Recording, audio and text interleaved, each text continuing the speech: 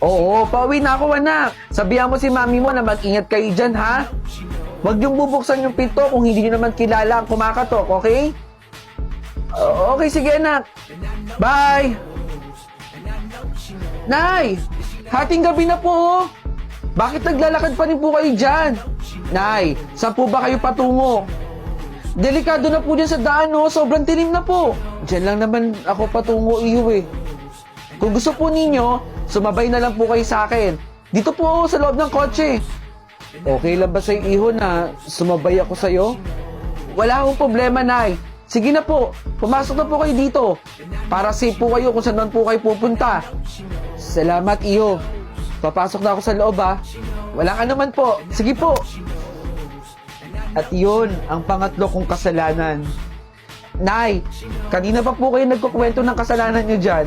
Lahat naman po tayong mga tao nagkakasala talaga. Hindi po ba? Kakakwento nyo dyan, Nay. Malapit na tayo sa pangsyam na kasalanan mo. Alam mo ba ang ika-4 kong kasalanan?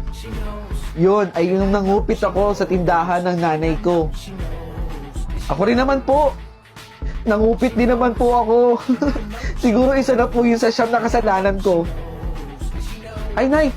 Hanap lang po ako dito ng pwedeng paghiyan, ha. Naiihi na po kasi ako, eh. Okay, sige. Aantayin kita, iho. Alam niyo, Nay, success ang ihi ko. Ang dami ko kasing ininom na tubig kanina, eh. Naksa si Nanay. Bakit wala siya dito sa loob ng kotse? Nay! Tara na po! Pasok na po dito sa loob ng kotse. Aalis na po tayo. Okay, sige. Nay! Ano na po yung ika-9 na kasalanan ninyo? Sabi po ninyo, ikukwento nyo pagtapos ko pong umihi. Iyo, bago kay kwento yung ika-9 na kasalanan, pwede mo ba akong idaan sa malapit na simbahan dyan? Simbahan? Oo, sa simbahan. Iyo, wala pa ba yung malapit na simbahan dyan? Saglit lang po, Nay. Alam ko po dito may malapit na simbahan eh. Pakibilis na naman ang paghanap, iyo. Teka nga, Nay. Bakit po ba kayo nagmamadali? Hindi nyo pa nga po nakukwento sa akin yung ika-9 yung kasalanan eh. Ang ika-9 na kasalanan ko ay nakapatay ako. Nakapatay po kayo? Ito na yung simbahan. Talaga ba, iyo? Sige. Silipin mo kung bukas ang simbahan. Sige po. Sisilipin ko po. Bukas yung simbahan. Susunduin ko lang si Nanay. Nay! Nasaan na si Nanay? Nay! Nay! Okay, sige, Han. Basta bilisan mo lang ang uwi, ha? Oo naman, Han. Bibilisan ko na dito. Baka abutin ka ng siyam-siyam dyan. I love you. I love you.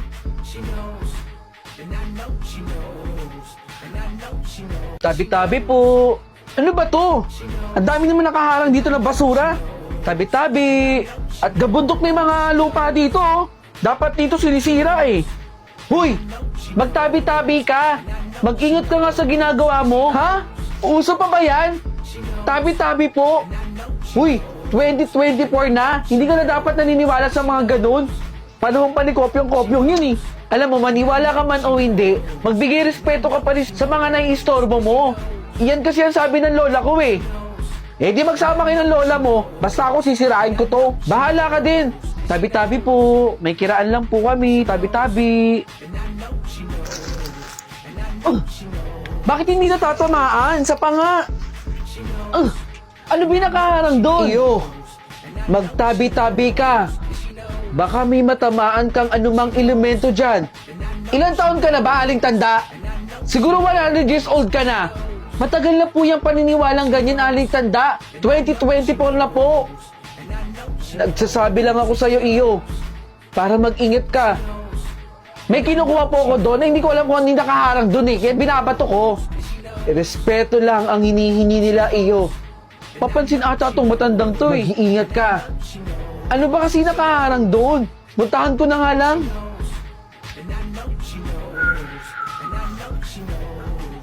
Hoy! Naninilip ko bang bata ka? Ha? Hindi po ako naninilip. Kita mong umiiyak ko dito sa gabundok na lupa na to. Ikaw naninilip? Bastos ka! Bawal po dyan umihi.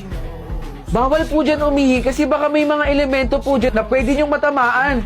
Ano bang pakailam mo, ha? Ako naman umiihi dito, ha? Hindi ako naniniwala sa mga sinasabi ninyo.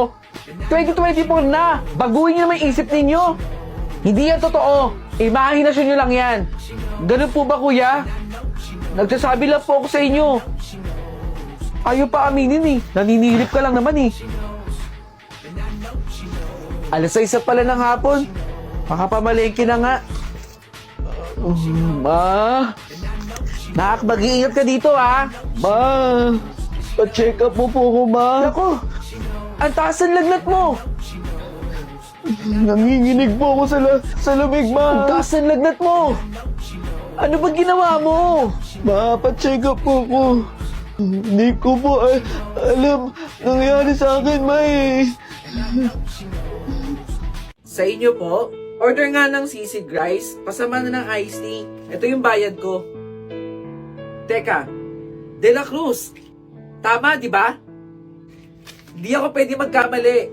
Ikaw yung kaklase ko na laging nasa top. Ikaw yung kaklase ko na laging pinagtatanggol ng teacher natin. At higit sa lahat, ikaw yung kaklase naming sip-sip. Natatanda mo na ba ako? Paano hindi kita makakalimutan? Ikaw si De Guzman, yung kaklase ko. Tama!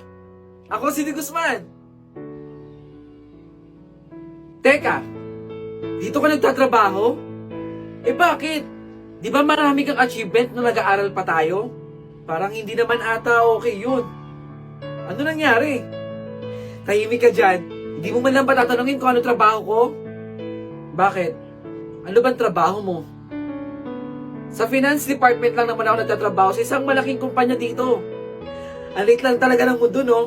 Dito pa kita makikita. 150. Oh, eto. Sa'yo na yung sukli. Hindi pwedeng hindi namin ibabalik yung sukli sa customer. Hindi! Sa'yo na yan. Kailangan mo yan. De Guzman, sir. Kailangan... Sir, wala pa yung sabaw? Kahit sabaw lang. Ang tagal kasi ng order ko eh. Ay sige sir, kukuha lang ko po kayo ng sabaw. Saglit lang po ah. Ilang minuto pa ba? Sobrang mabilis lang sir, wait lang po. Nasaan ba yung manager ninyo dito? Kanina pa ako nag-aantay dito eh. Pakitawag nga please. Pasensya na talaga sir, tawagin na lang po namin. Ano po nangyayari dito? Sir De Guzman? Pagsabihan mo naman yung mga tao mo. Manager ka pala dito eh. Hindi po ako yung manager. Pero ako po yung may-ari ng kinakainan nyo po ngayon dito. O sige po, kukuha na po namin kayo. Pasensya na po ha. Masyado kasing maraming kumakain po eh. Ibabalik ko yung binayad mo kanina. Libre na lang po yung sisig rice. Pasensya na po ulit, Sir De Guzman. De La Cruz, bakit dala mo na naman yung gamit ni ma'am?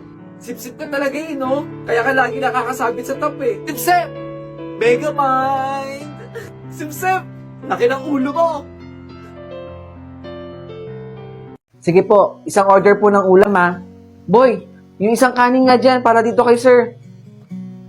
Sir, baka po pwede akong makahingi ng konting pagkain lang po. Bata, maraming kumakain, di ba? Kung pwede lang, dun ka muna mamasura. Kahit konting pagkain lang po, sir. Nagugutom na po kasi ako eh. Mamaya, pwede? Ha? Baka mawala ng gana yung mga customer namin, no? Ang baho-baho mo pa naman. Hindi ka pa naliligo. Sige na, doon ka muna.